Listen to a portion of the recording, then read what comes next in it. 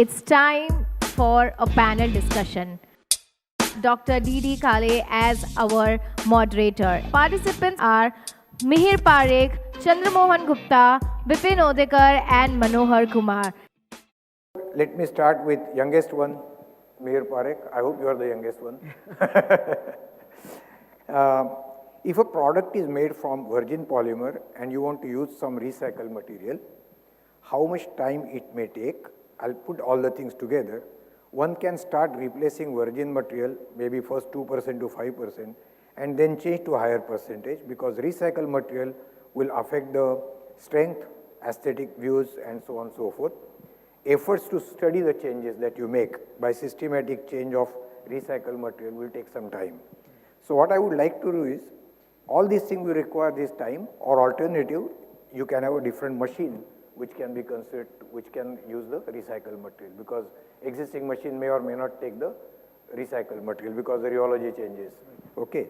So if you see this, how the industry like yours, which are producing the materials, would look at it both ways, either changing the machinery or slowly replacing this so that material properties are not lost. So adding or introducing recycled material to these products is definitely possible. Products where structural integrity is very important, for example, certain crates and pallets, there maybe the degree to which you can do it or whether you can do it at all is limited. But there are many products where you can introduce a certain percentage without harming the structure of the product. In some cases, even the aesthetics won't get changed. So those are changes that can be made almost immediately. There the challenge is mainly being able to source clean recycled material, which is where you need help of some polymer producers to get that clean material. In terms of changing machinery, so as was mentioned earlier, some products have now very thin product walls. So there adding recycled material becomes a challenge because again the flexibility you have is very low. So a solution is to then create molds and designs where again you go back to high thickness walls. Introducing recycled material can be almost immediate. If you have to change a mold, that takes somewhere around 8 months to just design and get a mold produced, and also high capex. Yeah. So there the economics also plays a role, and putting up a circular economy in place to even source this material might take even longer than 8 to 10 months. The earlier recycling was to save the cost. Yeah. Now it is the other way around. Recycling is not saving the cost. It is the rule. So whether it's costing you more money or so, still you have to do it. So that emphasis is changing. So I think recycling can still save the cost. Sustainability can be done in a profitable manner, and companies I think are happy to do it, but the overall perception of recycled material being put in products needs to change, that it's not an inferior product, in fact it is a superior product, and we've seen that being done in the West really well. I think it needs to come here. Yeah. And maybe even standards need to change. Maybe there can be certain standards for products which are having recycled material versus virgin products, because recycled material may not, in some cases may not be able to meet those standards. In some cases even recycled material is still able to meet BIFMA standards. Now I'll go to the very powerful speaker, Chandramohan Gupta. We have been sitting on a number of committees together. So brand owners produce the products based upon consumer satisfaction, right? How do the brand owners look at the change of product supply chain on their own, number one? How much time does it take to change design? For example, the cap of PET bottle to be changed to PET itself, or the label to go to PET. What type of issues related to such changes will come because of validation, then market survey, etc. Your product is recycled by anybody. Do you see any such thought that plastic bottles will also come back to you only and not to anywhere else, like, put some kind of a mark or something? Else, as we always say, today it is carry bags are getting eliminated from the eyesore, but now that is being replaced by the small bottles of PET. And it should not happen that tomorrow everybody starts saying plastic bottles need to be removed like carry bags. So with all these views, what will you say on these issues?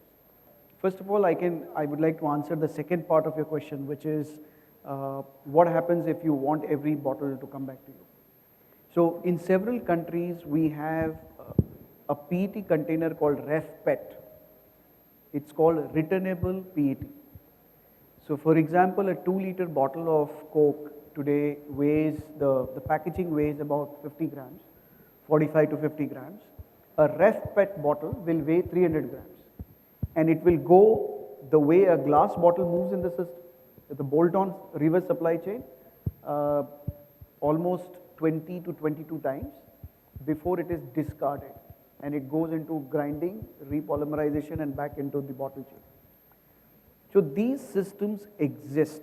All our, at least for the Coca-Cola system I can talk about in India, all the lines that we have installed, the PET lines that we have installed in the last 3 to 4 years, which would be about maybe 12 or 14 odd lines, we have inbuilt this capacity to handle high grammage preforms. So these lines have the capability to produce returnable PET bottles, and we already have a supply chain system which brings glass back. The same supply chain system will bring the RefPET back. It is operated very efficiently in some parts of the world, yes. and is pretty effective. I'll just interrupt 1 minute. Was it done on their own desire of the Coca-Cola or company like yours, or was it government pressure that we should start thinking about? It was sheer economics. Okay. So when PET started coming into the packaging system, it was an expensive packaging system in comparison to a very well developed glass system. So for example, when I joined the Coca-Cola company way back in 2001, 95% of the portfolio in a market like UP used to be glass. So if you bring in a returnable PET at that situation, it moves very smoothly. But now what has happened is glass has gone down to 30%, 70% has moved to PET. So introducing a returnable container is that much more challenging, but the capability exists. It is a switch that we need to put on.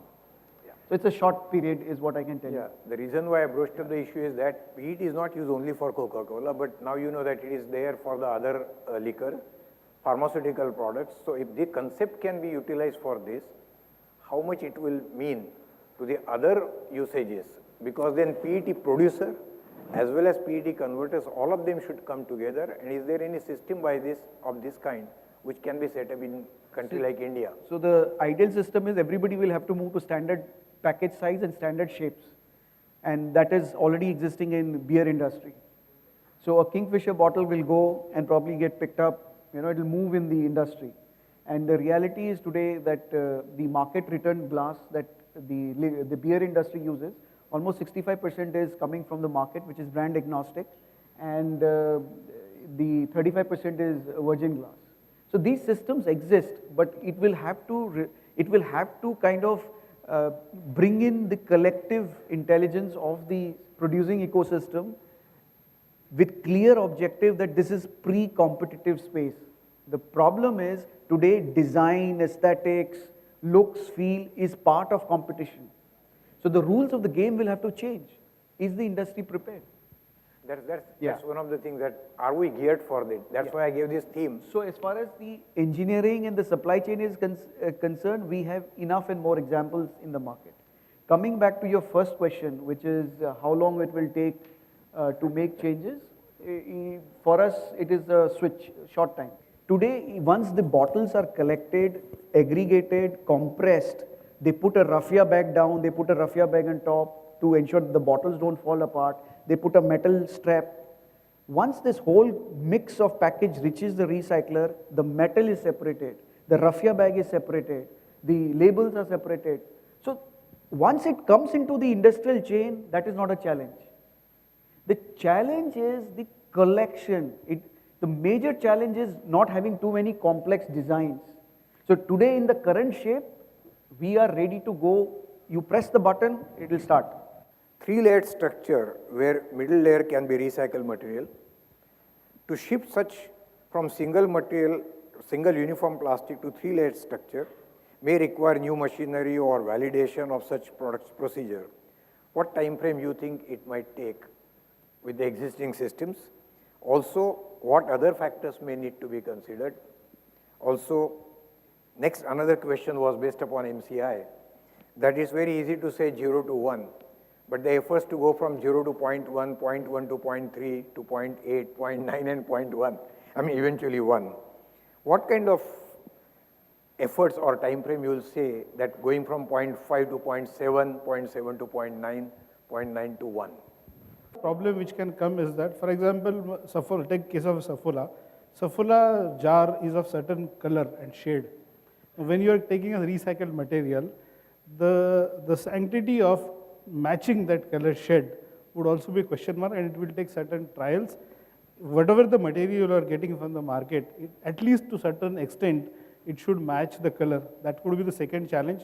I feel that it is possible to overcome that challenge, but as of now, that could still remain a challenge for the recycling industry till the time it matures to that level. Right. Third challenge would be most of the machines which are doing this blow molding operation are designed for a single layer. So they have to convert to a multi-layer machines. So it is not a costly thing, but it will attract certain economics which has to be worked out. So these are the three challenges which are manageable still, until unless we get a clarity of the first one. In urban areas, the distribution is possible to take it back through the big chains like Big Bazaar and all these things, where you actually do a tie-up with them and saying that these are the areas where you can actually open up a buyback offer and all these things. Even in urban areas, like I'll just give an example of one of the companies, Banyan Nation. I think people would have heard their name. So I just had a discussion with them where they have an tie-up with almost 1,500 aggregators working in the waste management space. So they are saying that it is possible, if you can give me a sale of your product in a particular area, then it is possible that if I have a good network in that area, I can tell them that these many bottles are required for a particular product, and that can come to me and I can recycle it. So it can be prototyped at a certain particular location where the population density is better and you have clarity about your sales. So those things are practically possible. Yeah, what it means that you need to set up that kind of an agency. So it will involve some cost. Yeah. So is there any effort being made that such costs we are doing one project. Okay. We are doing one project on this case where we are actually working on one of our product that whether we can actually take them back. Yeah. So the challenge what we faced is that now there's a possibility to certain extent you can still collect it, but the current recycling machines, when you're recycling these products, have this odor which is coming in. Until another technical challenge is avoided. So what we are looking at as of now is that wherever there is a possible that this odor is not playing a role in those products, we are going to use it. For others, we'll still collect it back, and can it be used for any other purpose like pallets and all this. Last speakers of this particular session, Mr. Manohar Kumar, who is technically very sound, and production of BOPP or BOPP, PP, CPP films, as well as other specialty films, the functionality polymer film is most important parameter. It is not easy to change the structure of films just like that.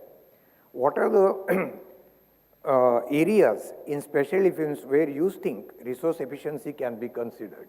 It may or may not have been practiced, but it can be practiced.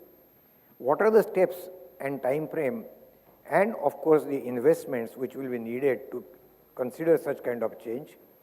And the converting industry and food product supplier need to work together, because you are producing the film. Finally, it is being used by somebody else to give either biscuits or wafers or something. So unless both the sectors come together, this cannot happen. And one has to see what is the recyclability, what is the shelf life, and all those pictures will come into picture. So if we see this, how these two groups can work together and start looking at converting the multi-layered or multi-polymeric films into single plastic family. Can you throw some light on this? Yeah, sure. So in terms of your first question was resource efficiency. Yes. So if you look at BOPP or polyester or any film for that matter, it started with a slow line. Line speed used to be around 120, 130 in that range. So now, and width of the line used to be around 4 meters. Now it is 10.4 meters and the speeds are 560 meters. So from one particular line, capacities used to be around 3,000 tons per annum. Now it is around 40, 50,000 tons per annum. That is the jump or leap which we have taken in the last few years. And in terms of efficiency also, there is an improvement of 20, 30% kind of efficiency improvement. And we are also mapping the energy conservation and water conservation, which is being used for film manufacturing. It is continuously declining.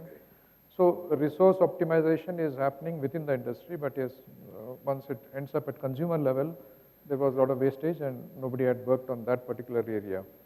So what we have done right now is we are directly working with brands like most of the FMCG brands. And just to give one small example, earlier shampoo sachets, 1 rupee pack, that is 1 rupee pack. Okay, in 1 rupee pack, it is not possible to increase the price. 1 rupee is 1 rupee, you can't increase it to 1 rupee 10 paisa because the tendering will be very difficult. So we have, and multiple layers were being used. Now we have offered solutions with single polymer kind of structure. And initial tests were done at consumers' end, at brands' end. There were difficulties in the machines which were using these films for packaging and all, but ultimately everything is set. Probably this year, 10, 20, 30% of the whole shampoo segment will get converted into single polymer structures. For 1 or 2 persons who would like to give their share views or something. Yes. Yeah, good afternoon, everybody. My name is Gupta. From the technology point of view, I can say that for the recyclable, all the technologies are available. Only the major bottleneck is the proper collection, which rightly Mr. Gupta from Coca-Cola has set up. So I don't see any much improvement in the ground level in the consumer end where this plastic is being used and then that is segregated. So this is the real challenge which the industry is facing right now, according to me. The question that I would like to ask you, or I would like to make my comments, I cannot ask you any questions. When we say what is the arrangement being made, question will come, what is the solution you have in mind? See, we know that today ULBs are not collecting anything. There is a big litter around. For your information, whatever comes to my home, more than 65 to 70%, 80% material somehow gets collected, segregated and recycled. It is the thing which is lying on the road, which doesn't get collected. Although it is supposed to be collected, it doesn't get collected for several reasons. I don't see any solution coming from anybody. Everybody says, what to do with that? Why this is not being done? What is the solution? Now questioning does not help government. Now I see both the sides, government side as well as industry side. And that is the reason I am saying that if we say the government and their agents that you are not doing any job, nobody listens to you. He has experienced that in Mantralaya, that I'll tell you, these politicians, you may not have faced them in that way, they will simply ask you the question, you talk like that, what were you doing 50 years ago? There was no plastic pollution, go back to that area. And you have no answer to those kind of arguments. So please, what I would suggest is that, when I say you, does not mean individually you, please listen to me. What I say collectively, we should put our brainstorming and say that this is the way we can help this particular situation, this is the way it can be done, it will cost. And this cost can come through EPR or CSR, there are ways of doing it. But presently, even those costs have not been estimated. There are no models, because see, let me tell you, the moment your recycling is being used, today it is available at 10 rupees, the moment they see there is a money, it will go to 20 rupees or 30 rupees. So all that we say 20% recycle will come back to 10%. So all these things need to be considered together, and industry will have to have that kind of a solution. They must have that program that, okay, I'll calculate this, I'll calculate this, I'll calculate this, I'll estimate this.